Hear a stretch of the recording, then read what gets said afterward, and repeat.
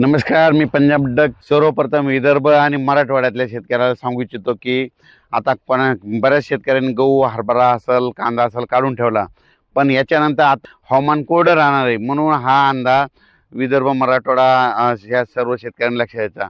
राज्यात मग आता पाऊस कधी येणार, तर राज्यात विदर्भ, मराठवाड्यातल्या ज्यांचा कोणाचा आता याच्यातून बी काही जणांचा हरभरा राहिलाय, गहू राहिलाय, कांदा राहिलाय, तर त्या सर्व शेतकऱ्याला सांगू इच्छितो की तुम्ही काय करा, 30 मार्चच्या अगोदर तुमचा असं गहू असेल, हरभरा असेल, कांदा असेल काढून झाकून घ्या. कारण की राज्यामध्ये परत मार्च एंड म्हणजे 30 मार्च, 31 मार्च, 31 मार्च, 1 एप्रिल आणि 2 एप्रिल या 4 दिवसामध्ये परत एकदा अवकाळीचं सावट राहणार आहे.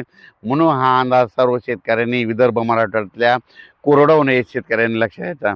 मग सांगायचं झालं तर हे पाऊस मग आता जसा वारं पाऊस पडला तसंच त्याच्यामध्ये वारं राहणार आहे, पाऊस राहणार आहे, काही ठिकाणी गारपीट देखील राहणार आहे. म्हणून विदर्भ, मराठवाड्यातले शेतकरी हा अंदाज लक्षात घ्यावा.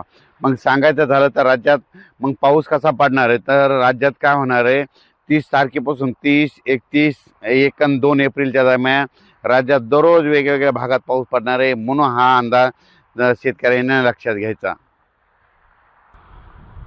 सर्वप्रथम कर्नाटकच्या शेतकऱ्याचे फोन आले की कर्नाटकमध्ये तंबाखू काढणं चालू आहेत. मग आम्ही तंबाखू काढावत का, त्या कर्नाटकच्या सर्व शेतकऱ्याला सांगितलं होतं की तुम्ही काय करा, 29 तारखेपर्यंत म्हणजे काय तंबाखू काढून झाकून घ्यायची तर घ्या. कारण की 30 तारखेच्या नंतर तुमच्या कर्नाटक, तिकोटीमध्ये, बेळगाव, कर्नाटक राज्यामध्ये चांगला पाऊस पडणार आहे.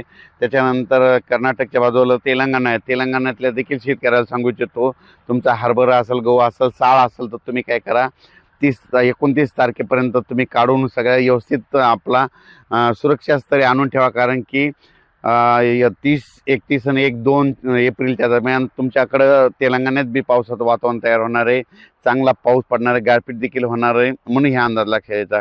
त्याच्यानंतर मराठवाड्याकडे वळू. मराठवाड्यामध्ये वर्धा जिल्हा, नागपूर जिल्हा, भंडारा जिल्हा, यवतमाळ जिल्हा, त्याच्यानंतर गडचिरोली, चंद्रपूर, त्याच्यानंतर यवतमाळ, नांदेड, हिंगोली, वाशिम, परभणी, त्याच्यानंतर अकोला, अमरावती, अकोट, वर्धा, अकोला, अकोट, अमरावती, त्याच्यानंतर बुलढाणा जिल्हा, जळगाव, जामोद, जळगाव जिल्हा, नंदुरबार जिल्हा, धुळे जिल्हा, त्याच्यानंतर संभाजीनगर, अहिल्यानगर, बीड जिल्हा, जालना जिल्हा, परभणी जिल्हा, त्याच्यानंतर लातूर जिल्हा, धाराशिव जिल्हा.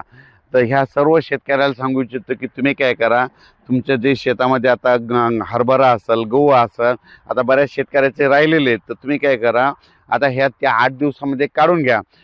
कारण की राज्यात परत एकदा यापेक्षा जास्त पावसाचं वातावरण अवकाळीचं तयार होणार आहे. म्हणून हे अंदाज लक्षात येतात.